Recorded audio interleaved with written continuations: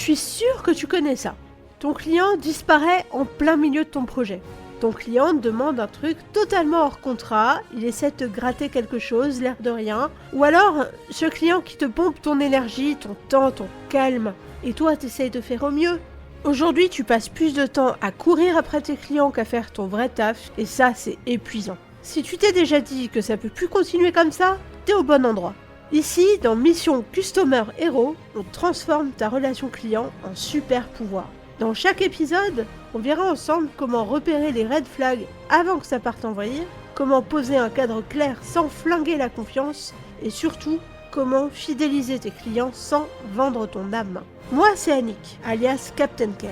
J'ai 15 ans de terrain, des centaines de situations débloquées et une conviction béton. Moins de prospection, plus de fidélité, ça marche. Allez, on enfile ta cape et on démarre. Salut à toi et bienvenue dans Mission Customer Hero. Aujourd'hui, on parle évidemment de relations clients, de fidélisation et des clients qui reviennent sans que tu aies à courir après. Je t'embarque dans un épisode 100% terrain qui va te montrer pourquoi tu perds du chiffre d'affaires sans t'en rendre compte, ce que font les grandes boîtes ou pas pour fidéliser, et le cercle vicieux qui plombe les freelances sans suivi. Et surtout, comment tu peux enclencher la fidélisation avec 3 actions simples à mettre en place dès cette semaine. Allez, on commence tout de suite avec une image très parlante et qui va te rester en tête très longtemps. Alors je vais te parler d'un truc sur lequel je suis le moins doué du monde, le jardinage. Vois ta prestation comme une graine que tu plantes, tu la fais pousser, ça donne une fleur magnifique, tu factures, ton client est grave content, et à la fin, tu laisses crever ta plante. À la fin, ta jolie fleur, elle a la même gueule que toutes les miennes. Entre parenthèses, c'est pas pour rien que j'ai des fleurs en Lego à la maison. Ceci dit, c'est vachement dommage quand même. Parce que si tu avais entretenu le lien avec ton client, si tu avais entretenu ta fleur, elle aurait fait des nouvelles graines. Et les nouvelles graines, c'est quoi ? C'est les prestats supplémentaires pour ton client actuel, qui te commande à nouveau. Mais c'est aussi ton client qui te recommande à d'autres, qui vont du coup être beaucoup plus faciles à acquérir pour toi, puisqu'ils viennent de la part de quelqu'un qui te fait déjà confiance. Donc le capital confiance est déjà là. Donc c'est beaucoup plus facile à les convaincre et à faire des prestats avec eux. Et encore mieux parce que les clients qui viennent sur recommandation, en général, ils restent plus longtemps et ils achètent plus cher. Le truc, c'est que si tu entretiens pas le lien, tu rates ce chiffre d'affaires récurrent, tu rates finalement l'opportunité d'avoir du bouche à oreille. Et tu continues de prospecter dans le vide pendant que tes anciens clients t'oublient ou même passent à la concurrence. Et je vais te dire pourquoi c'est hyper dommage. Déjà, on va parler du chiffre le plus connu. Acquérir un client coûte 5 à 25 fois plus cher que de le fidéliser. Parce que quand tu cherches un nouveau client, tu y passes du temps. Tu fais du démarchage, tu fais des calls gratuits, tu fais des devis, des relances, de la visibilité sur LinkedIn, etc. Tout ce temps-là, c'est de l'argent que tu perds. Donc, chaque nouveau client te coûte une blinde, et ça, même si tu n'as pas sorti la carte bancaire. Alors que relancer un ancien client, ça peut te prendre, 5 minutes maximum, un message. Du coup, comme tu vois, fidéliser un client, c'est entre 5 et 25 fois plus rentable. Autre chiffre important, 5% de rétention, c'est 25 à 95% de profit. Je t'explique.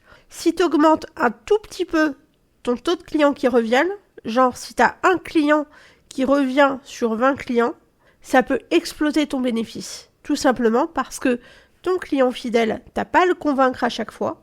Tu gagnes du temps, tu gagnes de la confiance, tu gagnes du repeat et surtout, tu vends plus vite et plus cher. Et enfin, on sait qu'un client fidèle dépense jusqu'à 67% de plus qu'un nouveau client. En gros, un client qui te connaît, qui a aimé travailler avec toi, il va plus facilement te dire oui à une nouvelle offre parce qu'il te fait confiance, il a moins de doutes et donc il investit plus. Maintenant que tu sais tout ça, je vais te montrer que malheureusement, c'est pas tout à fait appliqué, que ce soit dans les grandes entreprises ou chez les freelances. Et tu vas aussi voir les conséquences que ça peut avoir. Alors, dans mon premier exemple, je vais te parler de mon expérience en grande entreprise. très grande entreprise même, groupe de téléphonie mobile, fournisseur d'accès à Internet, on les connaît tous, hein, c'est un milieu super concurrentiel, ils se bouffent le nez entre eux, c'est infernal. Dans mon premier exemple, j'étais conseillère, hein, j'ai fait 2 opérateurs en tant que conseillère client.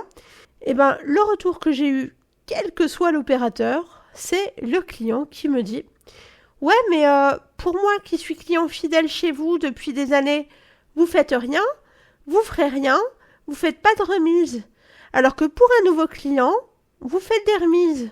C'est pas juste. Moi aussi, je veux des remises. Du coup, je vais aller voir ailleurs. » Je suis sûre que toi, en tant que client, tu l'as déjà fait à ton opérateur. Je le sais parce que moi aussi, je l'ai fait à mes opérateurs successifs. Et c'est tout à fait normal, en fait. C'est pour te dire à quel point, même en grande entreprise, tu peux être à la ramasse totale concernant la fidélisation. Moi, aujourd'hui, chez mon ancien opérateur, j'ai fait le coup de lui dire « oui, j'aimerais bien avoir une remise, je suis cliente fidèle, ça fait 10 ans que je suis chez vous. » Et mon ancien opérateur, il m'a dit « Désolé, on ne fait pas. » Là, aujourd'hui, je suis chez un autre opérateur. Et cette année, spontanément, il y a un conseiller qui m'a proposé une remise sur l'année à suivre. Donc pour les 12 prochains mois, j'ai une remise sur ma box internet. Ça a été proposé spontanément, ça a duré 3 minutes, il m'a fidélisé pour 1 année supplémentaire. Et voilà, donc là tu as un exemple de ce qui se fait de bien et de ce qui se fait de un peu moins bien dans une grande boîte. Maintenant, je vais te donner un autre exemple avec un freelance que j'ai eu en visio il y a quelques temps. C'est un développeur web qui fait des sites internet qui sont très beaux, mais qui n'a pas de projet régulier. Et ça, c'est hyper dommage parce que, encore une fois, ces sites sont hyper quali. Donc, comme il n'a pas de projet régulier, ça veut dire qu'il n'a pas de chiffre d'affaires régulier. Et comme il n'a pas de chiffre d'affaires régulier, il est obligé de faire des à côté. Il est obligé de faire des à côté, ça veut dire qu'il n'a pas de temps pour prospecter. Pas de prospection. Pas de nouveaux projets, pas de nouveaux projets, pas de CA, pas de CA, pas de CA. On se la joue façon à mon beau-fils dans Astérix Mission Cléopâtre, et c'est un cercle vicieux qui n'a pas de fin, puisque pas de CA, il fait des à côté, il n'a pas le temps, etc., etc., etc. Heureusement, il y a des solutions pour sortir de ce cercle vicieux. Je vais te donner 3 réflexes simples que tu peux mettre en place tout de suite. Le premier, c'est de mettre en place une routine après prestation. Une routine dans laquelle tu dis, voilà, J+2 après la livraison, je demande un feedback. Donc tu envoies un formulaire court avec 3-4 questions, pas plus, pour mesurer les indicateurs de satisfaction et de recommandation et savoir ce qui a plu et ce que tu aurais pu faire de mieux. À J+15, tu prends des nouvelles. Tu tentes pas de vendre quelque chose, c'est vraiment, tu prends des nouvelles de manière authentique en essayant de savoir comment il s'en sort avec ce que tu lui as livré. Ensuite, 1 mois après, tu peux à ce moment-là proposer un bonus, une idée, quelque chose à laquelle tu as pensé pour montrer que tu es proactif et force de proposition. Et ensuite, 2 mois après par exemple, tu peux solliciter une recommandation. Attention, pour solliciter la recommandation, c'est pas est-ce que tu connais quelqu'un qui, c'est à qui tu peux me recommander. Le fait de poser cette question dans ce sens, ça l'incite plutôt à réfléchir aux personnes qu'il a dans son entourage. Tous ces messages, il faut qu'ils soient sincères, qu'il n'y ait pas d'intention cachée derrière. On sait tous que toi, ton but, c'est de faire du chiffre d'affaires, mais là, ton but, c'est avant tout de maintenir la relation avec ton client. Ça, c'est hyper important. Il ne faut pas qu'il ait l'impression qu'il y ait une intention cachée parce que ça, pour le client, c'est extrêmement désagréable. Concernant le formulaire de feedback dont je t'ai parlé tout à l'heure, il va aussi te permettre d'identifier tes ambassadeurs. Les ambassadeurs, c'est ceux qui t'ont noté 4 ou 5 en satisfaction et ceux qui ont noté 9 ou 10 en possibilité de recommandation. Donc ces personnes-là, tu dois maintenir un lien vraiment très fort, vraiment particulier avec elles, très régulier, parce que c'est ces personnes-là qui sont le plus susceptibles de te recommander dès que possible. Et enfin, le plus important de tout, c'est qu'il faut que tu gardes une trace de tout ça. Ça, c'est ma 3e recommandation. La trace, c'est hyper important. Peu importe ton outil ou l'endroit où tu gardes ton suivi, ça peut être un Trello, ça peut être Notion, Airtable, même un carnet papier-crayon, ça marche aussi, il paraît. Mais il faut que tu saches quand tu as contacté ton client la dernière fois, à quelle étape tu en es, etc.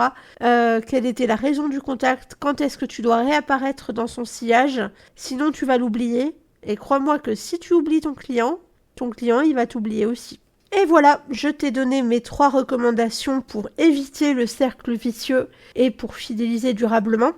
En gros, si tu devais retenir qu'une seule chose, c'est que tu vends pas juste une prestation ou une mission ou un accompagnement, tu construis une relation dans la durée.